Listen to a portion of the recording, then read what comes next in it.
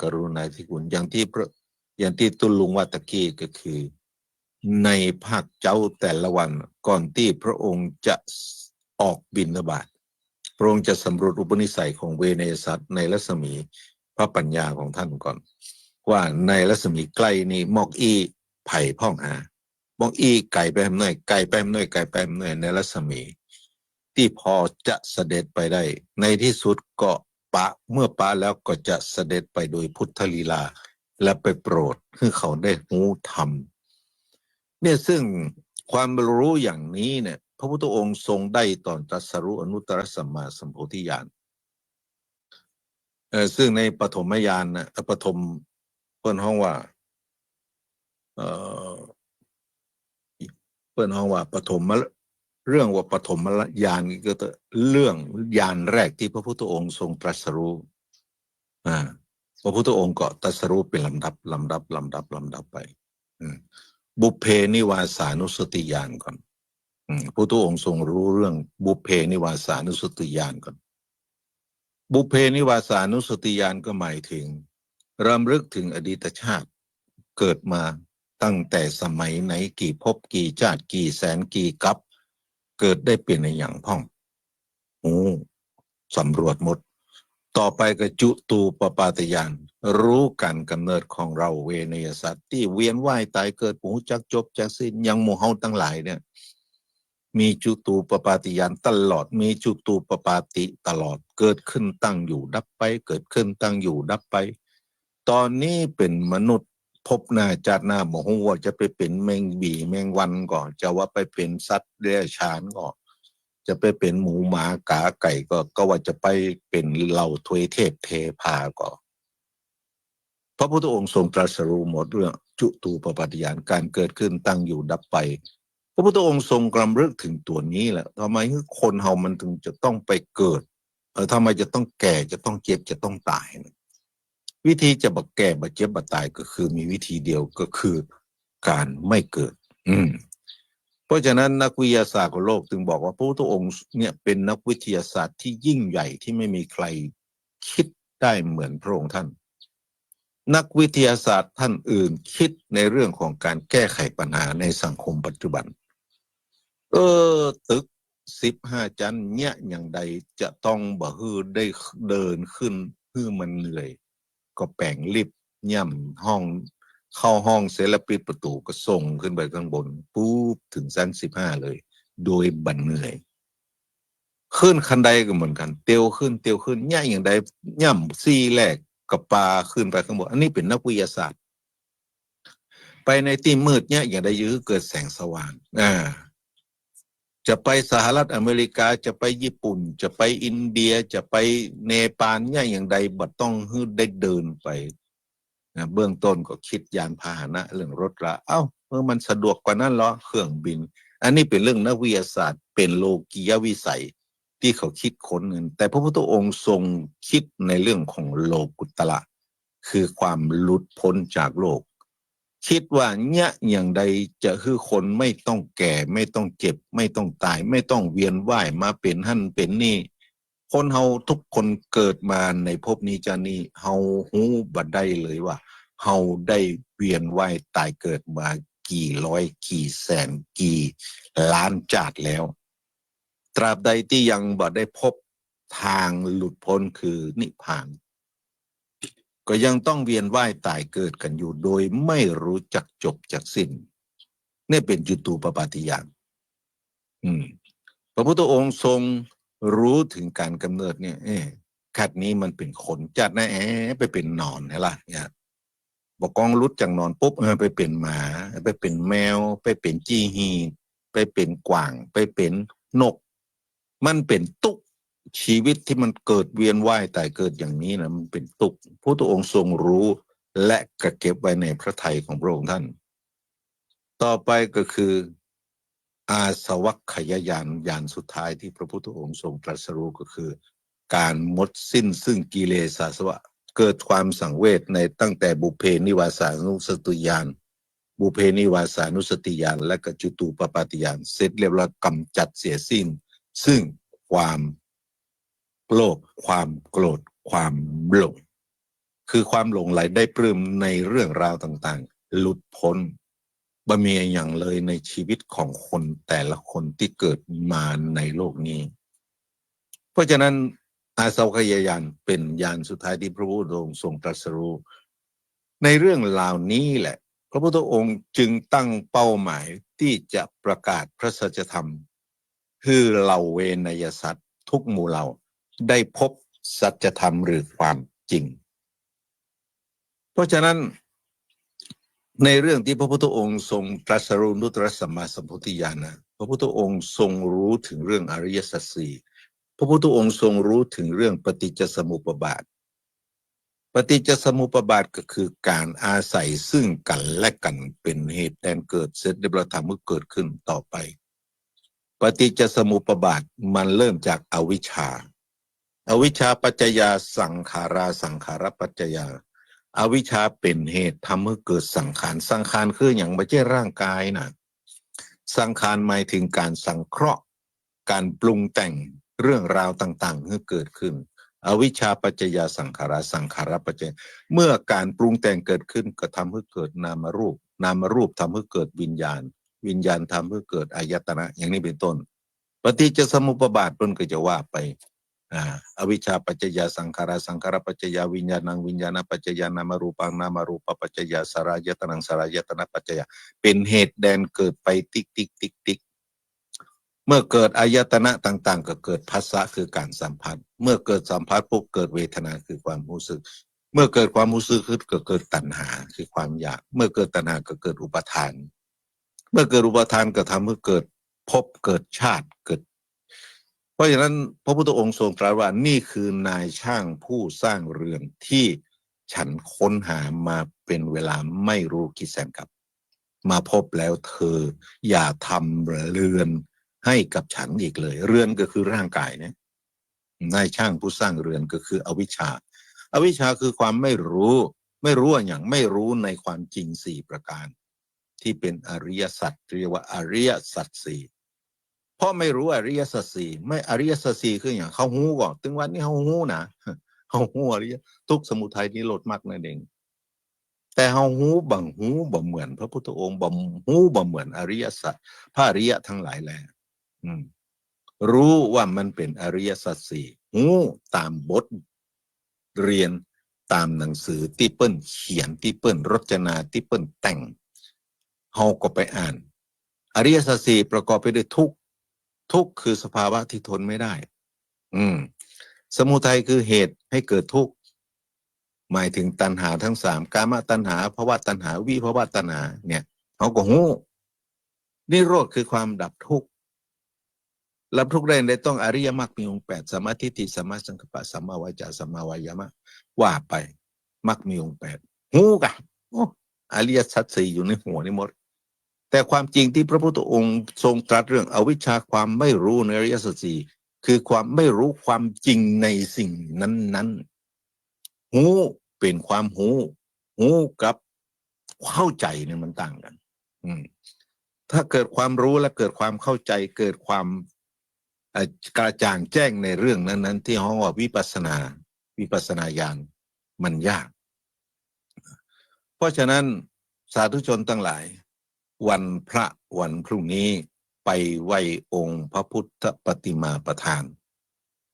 วันนี้วันที่สี่พรุ่งนี้วันที่ห้าไม่ใช่ว่าไปไหว้แล้วไปขอเลขหวยไปขอโจกขอลาภขอความมั่งมีสีสุขจะไปขอห้ามขอเด็ดขาดกราบไหว้โดยการน้อมรำลึกถึงพระพุทธคุณอิติปิโสภควาบ่เหตุดังนี้อรหังสัมมาสัมพุทโธพระองค์เป็นพระอรหันต์เป็นผู้ตรัสรู้เองโดยชอบวิชาจรณะสัมปันโนเป็นผู้ถึงพร้อมด้วยวิชาและจรณะคือความรู้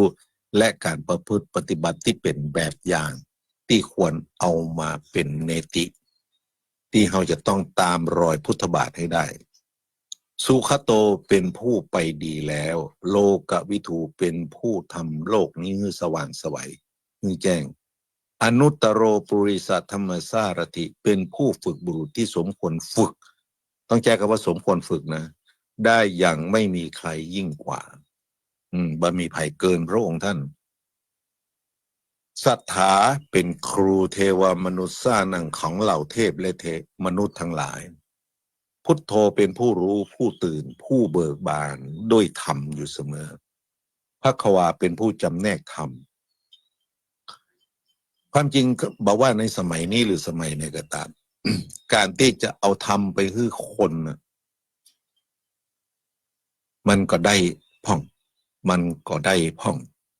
มันก็บ่ได้พ่องเพราะคนเฮาเนี่ย ในในลักษณะความเห็นที่ห้องว่า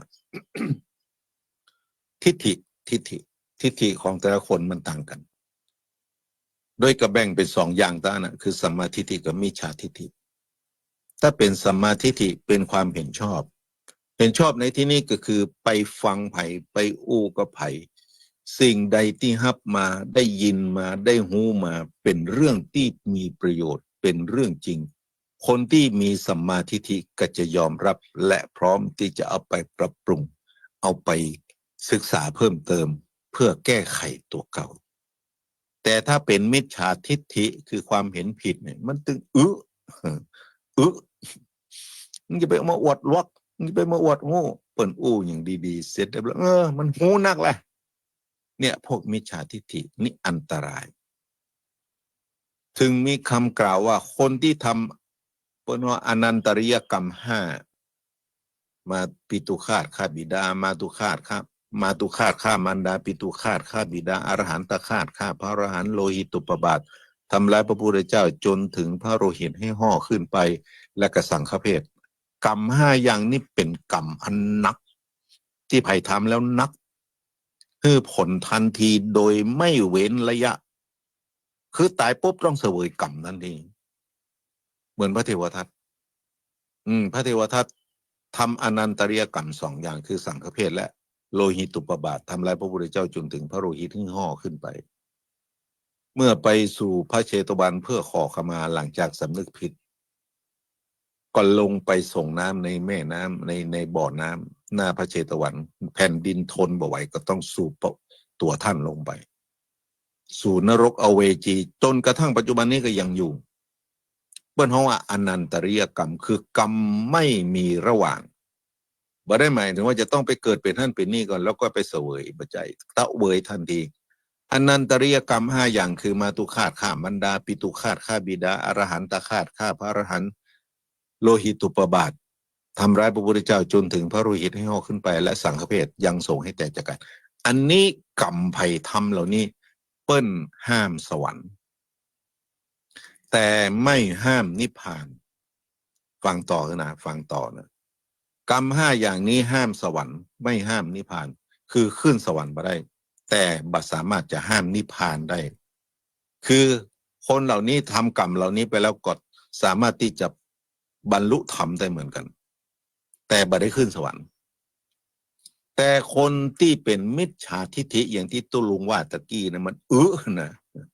มันเปิ้นจวนไปวัดมันดื่มไปเปิ้นไปจวนไปทำบุญมันดื่มไปเต้าหอดคนจวนตายมันก็ดื่มไปอันนี้เปิ้นว่ามิจฉาทิฐิคนมิจฉาทิฐิที่มันเกิดขึ้นเนี่ยเปิ้นว่ามันเป็นทิฐิที่สั่งสมมาแต่อดีตชาติสั่งสมมาฝังแน่นอยู่ในความรู้สึกของตัวเก่ามันบ่เอาบ้านบ่เอาเมืองอย่างสักอย่างเป็นปัทภปรมะบุคคลเป็นบุคคลที่บ่สามารถจะสอนให้เขาได้รู้ได้เขาก็จะเสวยกรรมไปเรื่อยๆคนเหล่านี้ที่เป็นมิจฉาทิฏฐิเนี่ยห้ามทั้งสวรรค์ห้ามทั้งนิพพานขึ้นสวรรค์ก็บ่ได้ไปนิพพานก็บ่ได้ก็ยังจะวนเวียนเวียนว่ายตายเกิดอยู่อย่างเงี้ยจนกว่าพบใดชาติใดที่เขาไ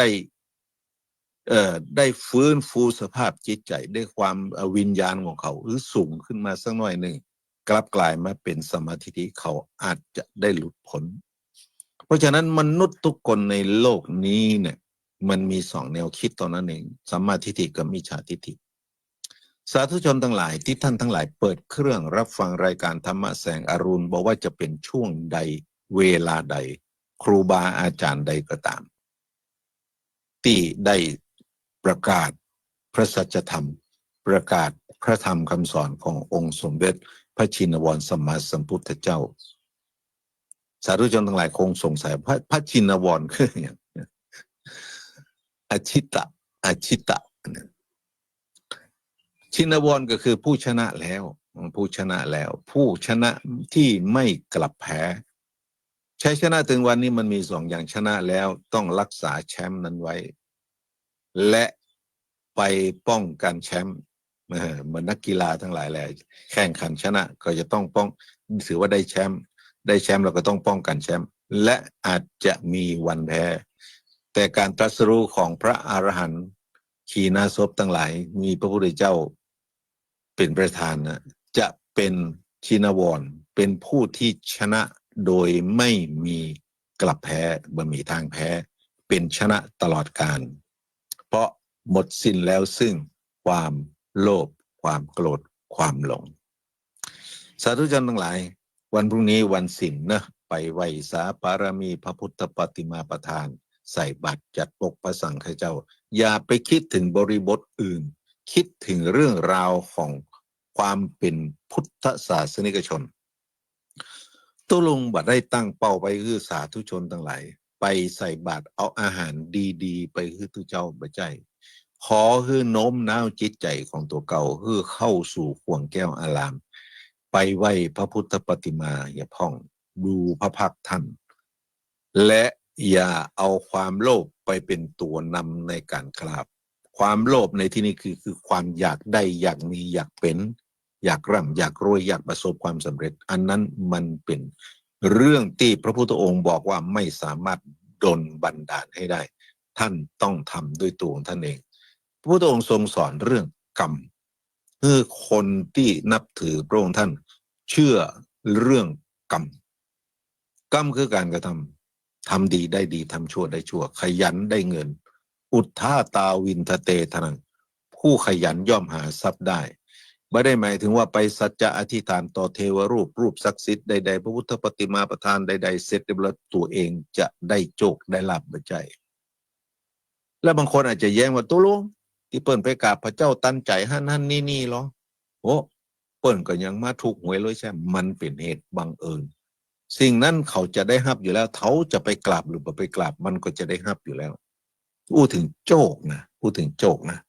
สาธุชนทั้งหลายมีพระพุทธเจ้าทันใจพระพุทธรูปทันใจที่ประเทศพม่าองค์หนึ่งโด่งดังมากโด่งดังในโซเชียลเน็ตเวิร์กโด่งดังในความรู้สึกของคนทั่วไปเขาบอกว่าพระทันใจรูปนี้ที่ประเทศพม่าสามารถดลบันดาลให้ผู้ขอได้สำเร็จดังประสงค์มามากต่อมากแล้ว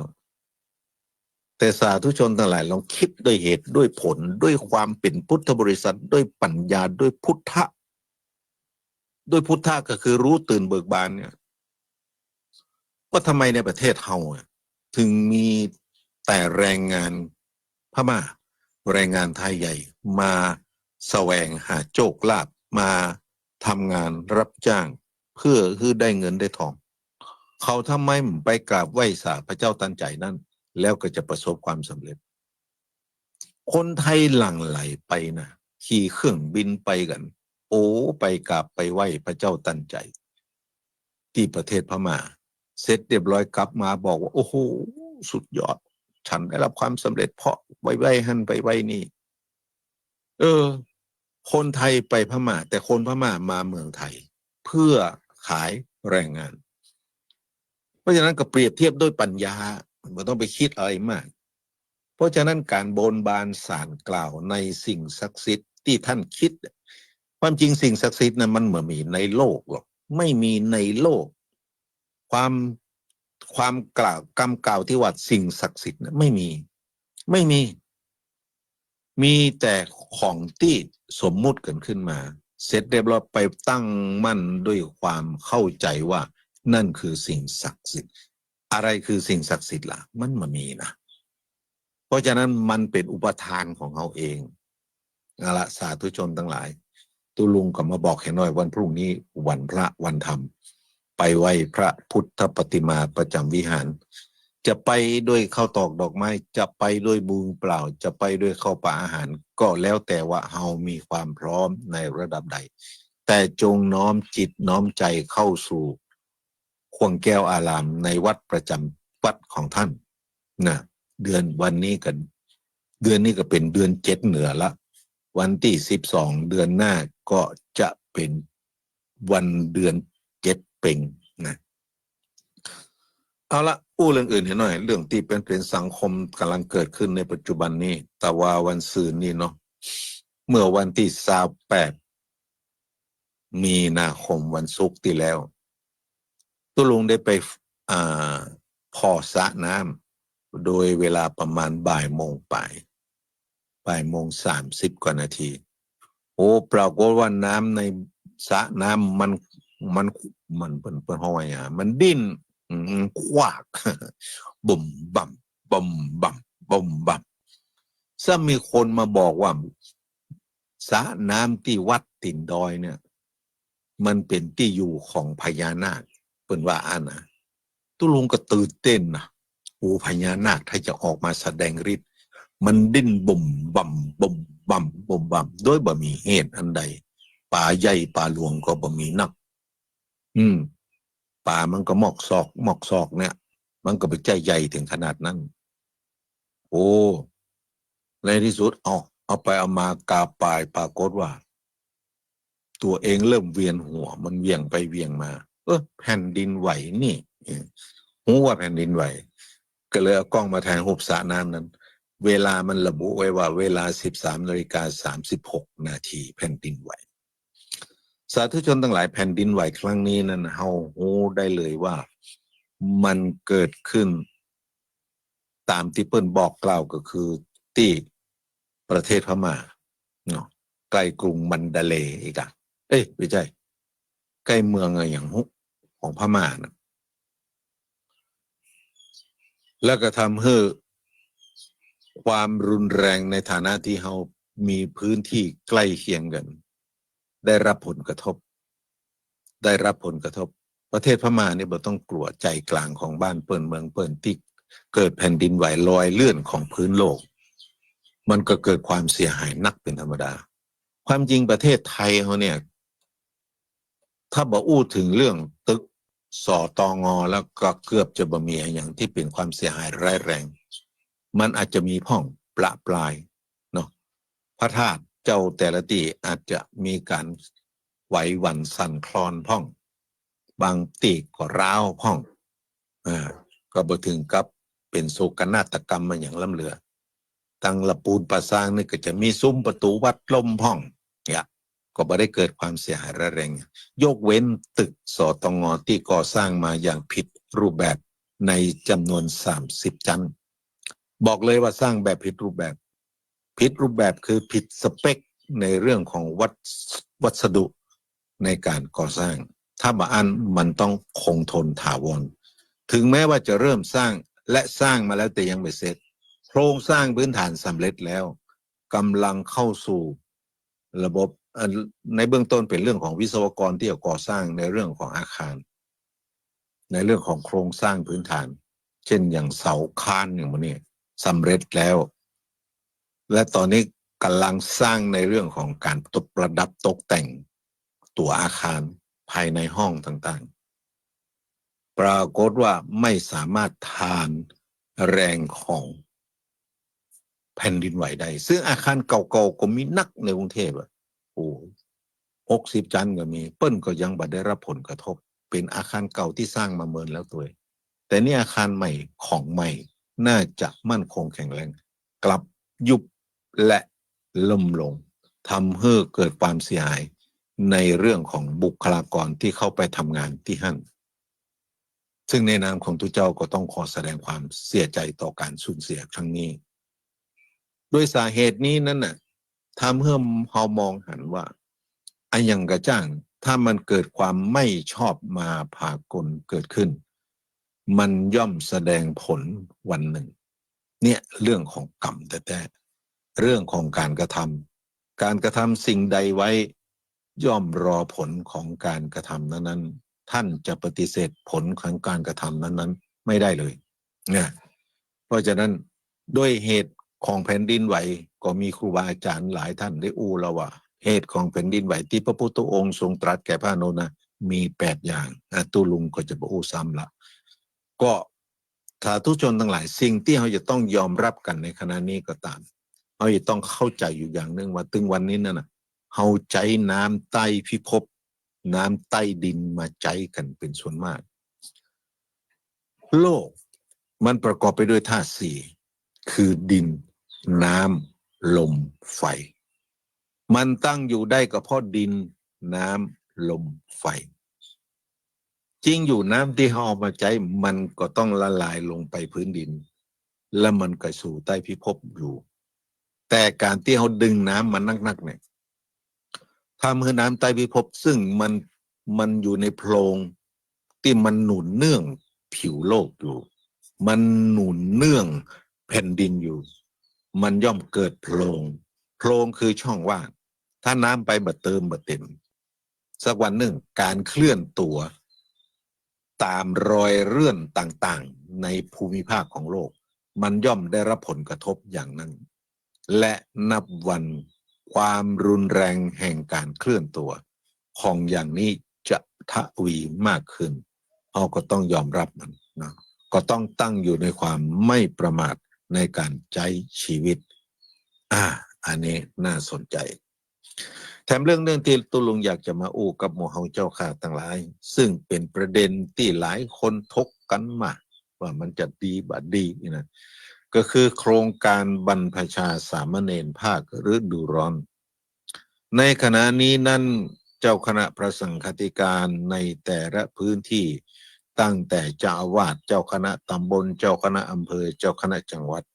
ก็จัดโครงการบรรพชาสามเณรภาคฤดูร้อนโดยชักชวนเยาวชนที่อยู่ในระหว่างปิดภาคเรียนเข้ามาสู่โครงการบรรพชาสามเณรภาคฤดูร้อนในช่วงเดือนเมษาบางวัดก็จะบวชกันก่อนละอย่างวัดพระพุทธบาทตากผ้ากระทำพิธีกรรมเมื่อวันที่30 มีนาคมที่ผ่านมาเรียบร้อยไปละซึ่งโครงการบรรพชาสามเณรภาคฤดูร้อนในแต่ละปีนั้นเขาก็ยอมรับกันโดยความเข้าใจที่เหมือนกันเลยในฐานะที่เป็นพระสงฆ์นิกรชาวไทยเนื่องด้วยสมเด็จพระกนิษฐาธิราชเจ้ากรมสมเด็จพระเทพรัตนราชสุดาสยามบรมราชกุมารีทรงมีวันคล้ายวันพระราชสมภพในวันที่2 เมษายน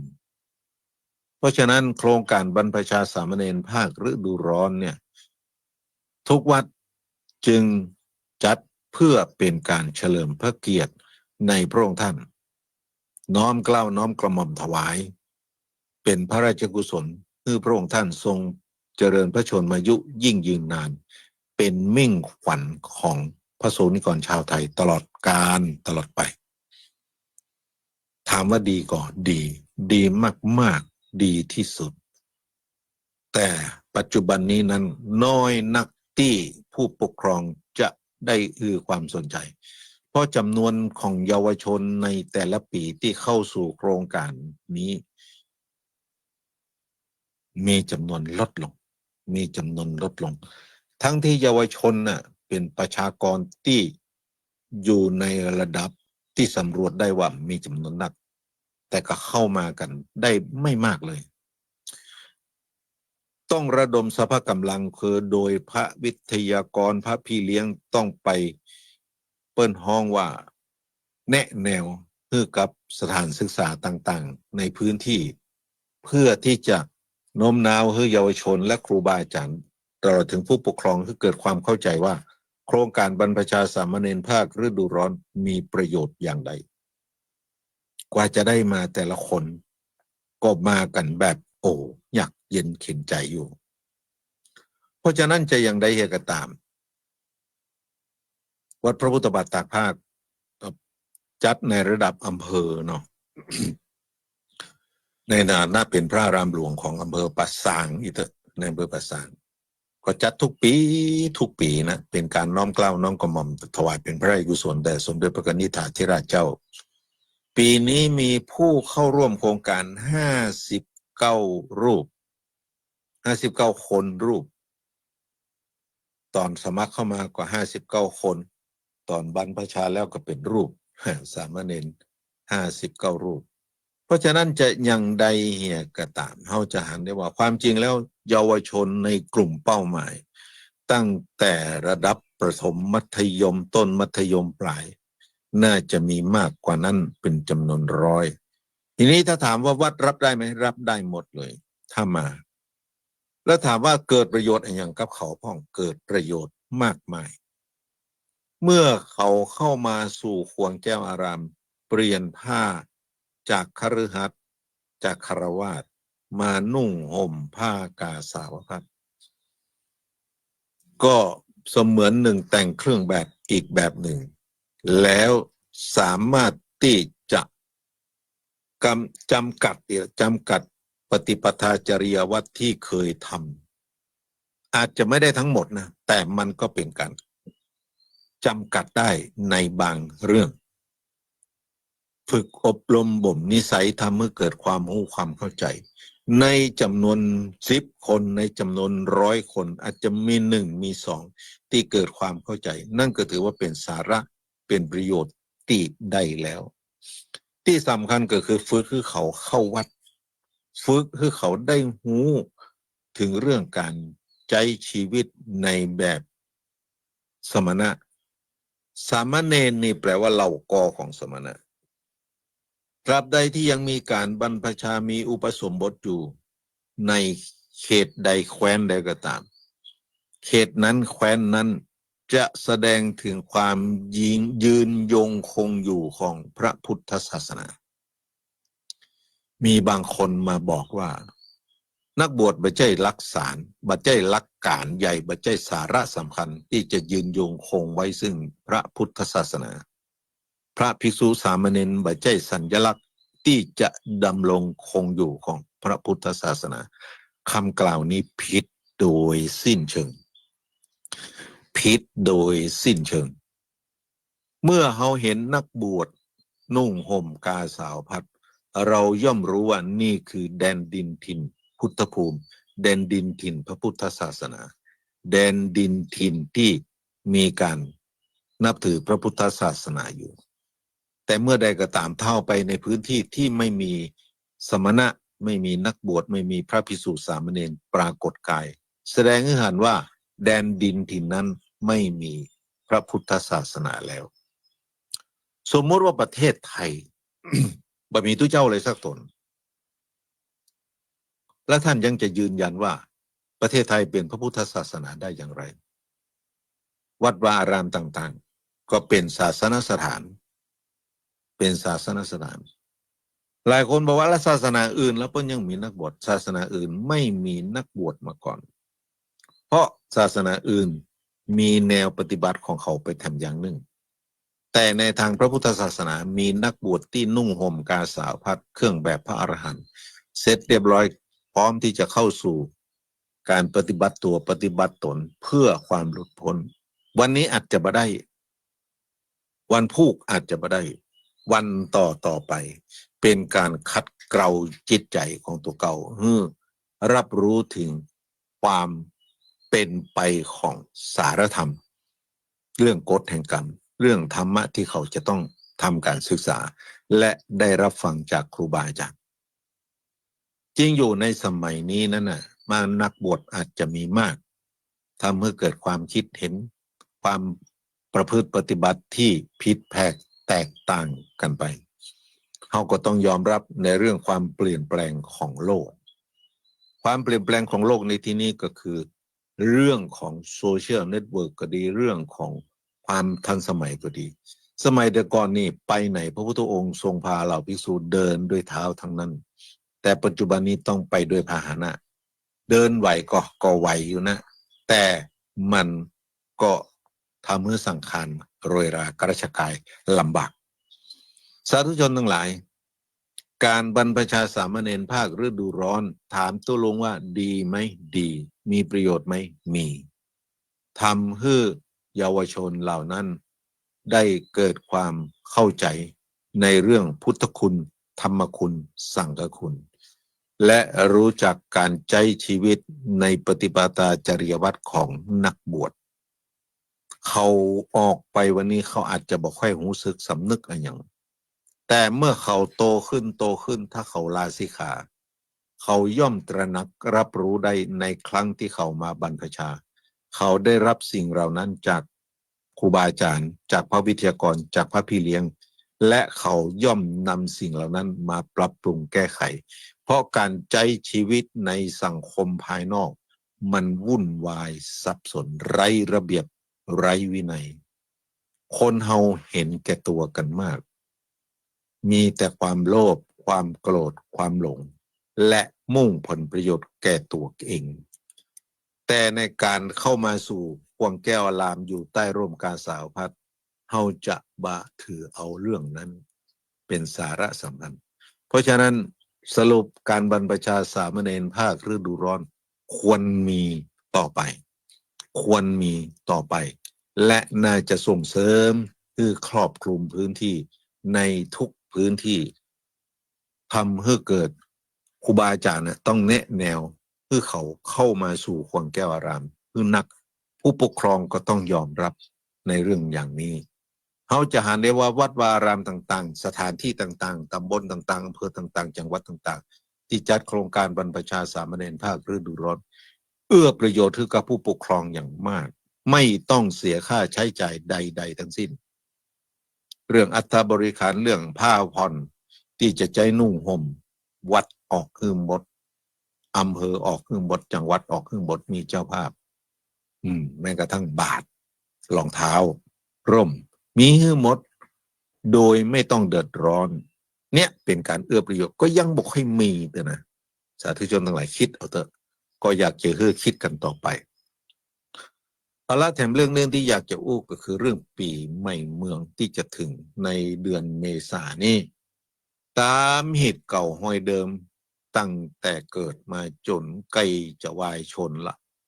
เปิ้นก็เอาวันที่13สังขารล่องวัน14เป็นวันเนาวัน15เป็นวันพญาวันเป็นอย่างเงี้ยวันที่13เมื่อคืนโอ้ตะก่อนเป็นละอ่อนอีป่ออีเมบอกรับเจ้า